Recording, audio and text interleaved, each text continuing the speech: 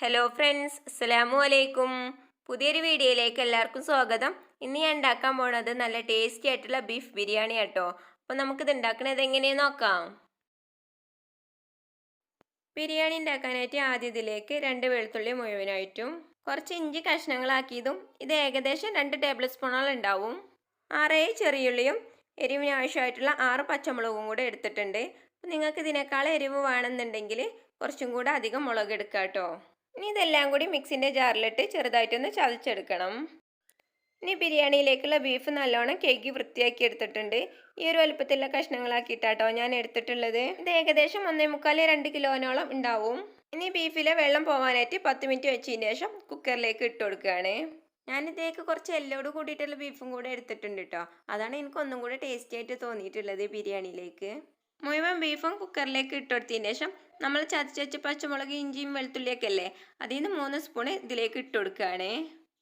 ഇനി ഇതിലേക്ക് 3 സ്പൂൺ ഗരം മസാലയും 1 സ്പൂൺ കുരുമുളക് പൊടിയും 1 സ്പൂൺ മഞ്ഞൾപ്പൊടിയും ആവശ്യത്തിനുള്ള ഉപ്പും കൂടെ ചേർത്ത് നന്നായിട്ട് തന്നെ കൈവച്ചിട്ട് കുഴച്ചെടുക്കണം.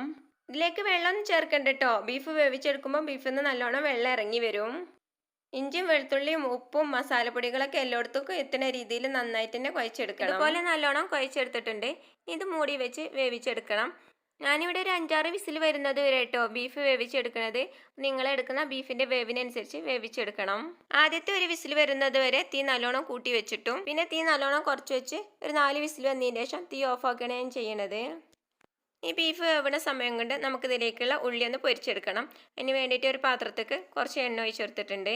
ഞാനിവിടെ സൺഫ്ലവർ ഓയിലാട്ടോ ഒഴിച്ച് കൊടുത്തിട്ടുള്ളത്. എണ്ണ ചൂടായി വരുന്ന സമയത്ത് ഇതിലേക്ക് സവാള അരിഞ്ഞത് ഇട്ട് കൊടുക്കുകയാണ്.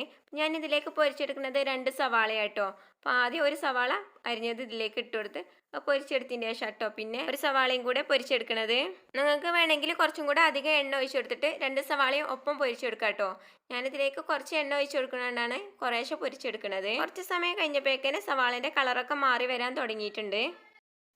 ഈ ഒരു കളറാകുമ്പോൾ തന്നെ പെട്ടെന്ന് സവാള എണ്ണയിൽ നിന്ന് കോരി മാറ്റണം, അല്ലെങ്കിൽ പെട്ടെന്ന് തന്നെ കരിഞ്ഞു പോവും.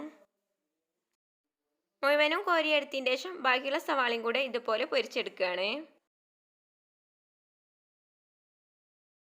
സവാള മുഴുവനും പൊരിച്ചെടുത്തിട്ടുണ്ട്. ഈ സവാള പൊരിച്ച എണ്ണയിൽ തന്നെ അണ്ടിയും മുന്തിരിയും കൂടെ ഒന്ന് പൊരിച്ചെടുക്കുകയാണ്. അണ്ടിയും മുന്തിരിയും വേണം നിർബന്ധമൊന്നുമില്ല കേട്ടോ, നിങ്ങളെ കയ്യിലുണ്ടെങ്കിൽ മാത്രം ചെയ്താൽ മതി. അണ്ടിപ്പരിപ്പിട്ട് ചെറുതായിട്ടൊന്ന് കളർ മാറി വരുമ്പോൾ മുന്തിരിയും കൂടെ ഇട്ടെടുത്ത് ഇളക്കി മുന്തിരിയും കൂടെ കളർ മാറി വന്നാൽ എണ്ണയിൽ നിന്ന് കോരി മാറ്റാം.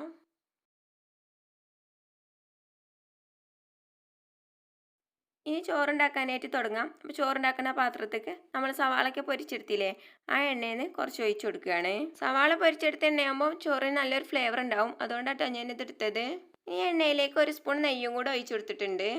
ഇനി എണ്ണ ചൂടായി വരുമ്പോൾ ഇതിലേക്ക് 4 ഏലക്കായ, 1 ബേ ലീഫ്, ചെറിയ 2 കഷ്ണം പട്ട, 3 ഗ്രാമ്പും കൂടെ ചേർത്ത് ഇളക്കി ഇതൊന്ന് മൂപ്പിച്ചെടുക്കണം. സ്പൈസസ് എണ്ണയിൽ മൂത്ത് വന്നതിന് ശേഷം 1 സവാള അരിഞ്ഞത് ഇട്ട് കൊടുക്കുകയാണ്. ഇനി ഇത് ഇളക്കി കൊടുത്ത് ചെറുതായിട്ടൊന്ന് സവാള വാട്ടിയെടുക്കണം. സവാള ചെറുതായിട്ടൊന്ന് വാടി വന്നിട്ടുണ്ട്. ഇനി ഇതിലേക്ക് 4 കപ്പ് അരി കഴുകി വൃത്തിയാക്കി വെള്ളം പോകാനായിട്ട് വെച്ചിരുന്നു, അത് ഇതിലേക്ക് ഇട്ട് കൊടുക്കാം. ഇനി അരി ഇളക്കി കൊടുത്ത് മീഡിയം തീയിലിട്ട് 2 മിനിറ്റ് അരി ഒന്ന് വറുത്തെടുക്കണം. ഇങ്ങനെ വറുത്തെടുക്കണത് അരി വെന്ത് വരുമ്പോൾ തമ്മിൽ ഒട്ടിപ്പിടിക്കാതിരിക്കാൻ വേണ്ടിയിട്ടാണ്. 2 മിനിറ്റ് വറുത്തെടുത്തതിന് ശേഷം ഇതിലേക്ക് വെള്ളം ഒഴിച്ചു കൊടുക്കണം. 1 കപ്പ് അരിക്ക് 1.5 കപ്പ് വെള്ളം എന്നുള്ള കണക്കിൽ വെള്ളം ഒഴിച്ചു കൊടുക്കണം. ഞാനിതിലേക്ക് 4 കപ്പ് അരിയാണ് എടുത്തിട്ടുള്ളത്.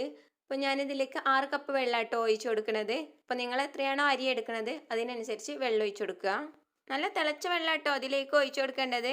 ഇനി ഇതുപോലെ ഇളക്കി കൊടുത്തതിന് ശേഷം ആവശ്യത്തിനുള്ള ഉപ്പും 1 നാരങ്ങൻ്റെ പകുതി നീരും കൂടെ ഒഴിച്ചു കൊടുത്ത് ഇതുപോലെ ഇളക്കിയതിന് ശേഷം മൂടി വെച്ച് വേവിച്ചെടുക്കണം. അരി നന്നായിട്ട് തന്നെ തിളച്ച് വന്നതിന് ശേഷം തീ നല്ലോണം കുറച്ച് വെച്ചിട്ട് വേണം വേവിച്ചെടുക്കാൻ. ഏകദേശം 9-10 മിനിറ്റ് ഒക്കെ ആയിട്ടുണ്ട്. നമുക്കിത് മൂടി തുറന്ന് നോക്കാം. ഇതിൻ്റെ വെള്ളമൊക്കെ വറ്റി വന്ന് ചോറ് നന്നായിട്ട് തന്നെ വെന്ത് വന്നിട്ടുണ്ട്. ഇനി ഇത് നല്ലോണം ഇളക്കി കൊടുത്തതിന് ശേഷം മൂടി വെച്ച് ഒരു സൈഡിലേക്ക് മാറ്റി വെക്കണം. ചോറ് വെന്ത് വന്നപ്പോഴേക്ക് നമ്മൾ കുക്കറിൽ വെച്ചിരുന്ന ബീഫ് 5 വിസിലടിച്ച് തീ ഓഫാക്കി അതിൻ്റെ ഉള്ളിലെ പ്രഷറൊക്കെ പോയിട്ടുണ്ട്. ഇനി തുറന്ന് നോക്കാം. ബീഫ് നന്നായിട്ട് തന്നെ വെന്തിട്ടുണ്ട്. ഇനി ഇതൊരു സൈഡിലേക്ക് മാറ്റി വെക്കാം. എന്നിട്ട് നമുക്ക് മസാല ഉണ്ടാക്കാനായിട്ട് തുടങ്ങണം. മസാല ഉണ്ടാക്കാനായിട്ട് അത്യാവശ്യം വലിയ പാത്രം എടുക്കണം കേട്ടോ. നമ്മൾ ദമ്മിട്ട് എടുക്കണമൊക്കെ ഈ പാത്രത്തിലാണ്, അതുകൊണ്ട് അത്യാവശ്യം വലിയ പാത്രം തന്നെ എടുക്കാൻ വേണ്ടി ശ്രദ്ധിക്കുക. ഈ പാത്രത്തേക്ക് നേരത്തെ ഉള്ളി പൊരിച്ച എണ്ണല്ലേ അത് ഒഴിച്ചു കൊടുക്കുകയാണ്. പിന്നെ ഇതിലേക്ക് 6 സ്പൂൺ നെയ്യും കൂടെ ഒഴിച്ചു കൊടുത്തിട്ടുണ്ട്. ഈ എണ്ണ ചൂടായി വരുന്ന സമയത്ത് 2 കഷ്ണം പട്ട, ഒരു ജാതിപത്രിയും 5-6 ഏലക്കായ, അതുപോലെ തന്നെ 5-6 ഗ്രാമ്പു, ഒരു ബേ ലീഫും കൂടെ ഇട്ടുകൊടുത്ത് ഇതെല്ലാം കൂടി ഇളക്കി മൂപ്പിച്ചെടുക്കണം. സ്പൈസസ് ഒക്കെ എണ്ണയിൽ നല്ലോണം മൂത്ത് വന്നിട്ടുണ്ട്. ഇതിലേക്ക് സവാള അരിഞ്ഞത് ഇട്ട് കൊടുക്കുകയാണ്. അത്യാവശ്യം വലിപ്പത്തിലുള്ള 3 സവാളയായിട്ടോ ഞാൻ ഇതിലേക്ക് ഇട്ട് കൊടുത്തിട്ടുള്ളത്. ഇത് ഇളക്കി കൊടുത്ത് സവാള നന്നായിട്ട് തന്നെ വാട്ടിയെടുക്കണം. സവാള നല്ലോണം വാടി വന്നിട്ടുണ്ട്. ഇതിലേക്ക് നമ്മൾ ചതച്ച് വെച്ചില്ലായിരുന്നോ പച്ചമുളകും ഇഞ്ചിയും വെളുത്തുള്ളിയും ചെറിയുള്ളിയൊക്കെ, അത് മുഴുവനായിട്ടും ഇതിലേക്ക് ഇട്ട് കൊടുക്കുകയാണ്. ഇനി ഇതിൻ്റെ പച്ചമണം മാറുന്നത് വരെ ഇളക്കി കൊടുക്കണം.